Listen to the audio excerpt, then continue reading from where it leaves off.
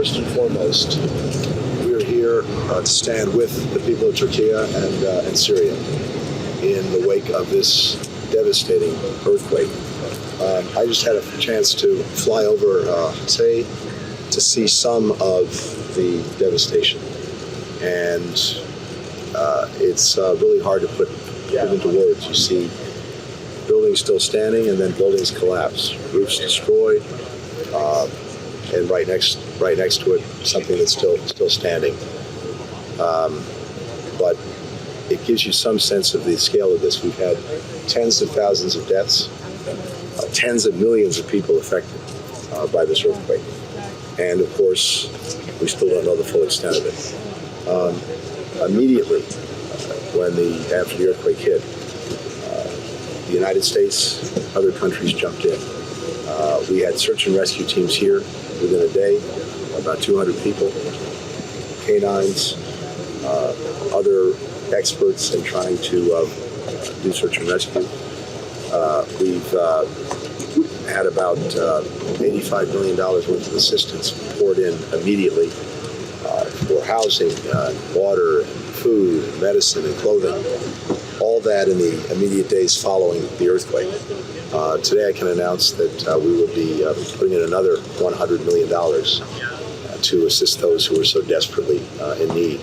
We've drawn that from the Emergency Refugee and Migration Fund as well as from Humanitarian Assistance Fund that the State Department and USAID have, and that will be moving soon. At the same time, we are working in very close collaboration with our Turkish colleagues, both to understand all of the needs and to find ways to deliver on them. This could not be done without the extraordinary work and collaboration of so many parts of the U.S. government, but starting with the United States military, which as always has jumped in a remarkable way. Our colleagues have flown something like 150 sorties. They've gotten helicopters out over hard-to-reach areas. 24 million pounds of assistance is coming through this place, and as you can see, it's moving right onto the trucks behind me, and it will move in to people who need it.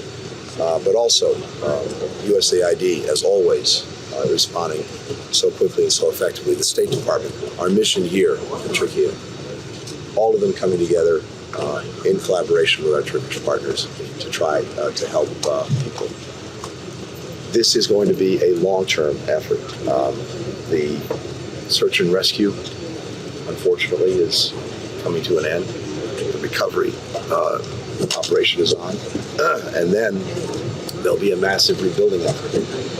When you see the extent of the damage, the number of buildings, the number of apartments, the number of homes that have been destroyed, it's going to take a massive effort to rebuild. But we're committed to supporting Turkey in that effort.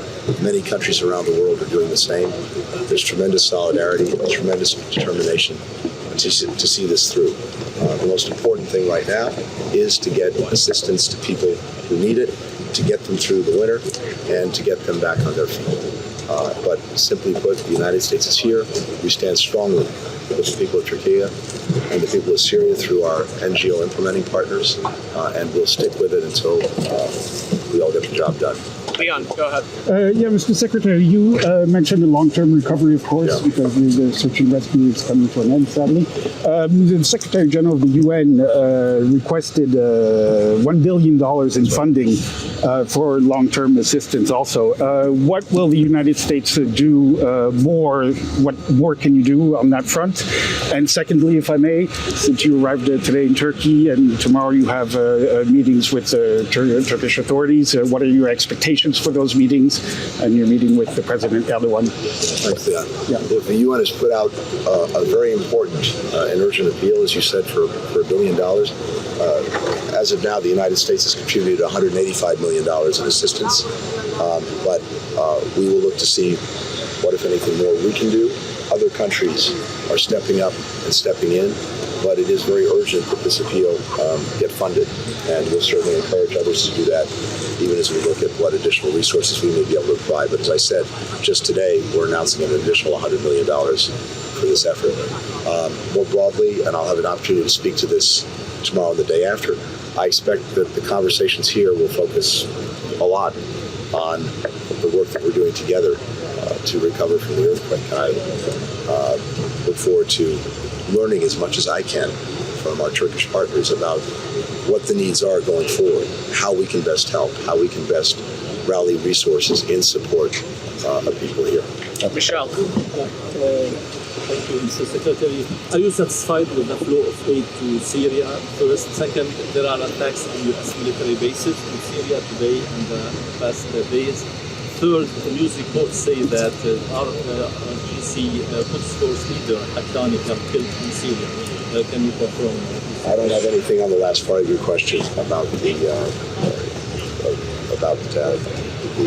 Quds Force leader. With regard to aid getting to Syria, look, it's very, very challenging. The United States, of course, has provided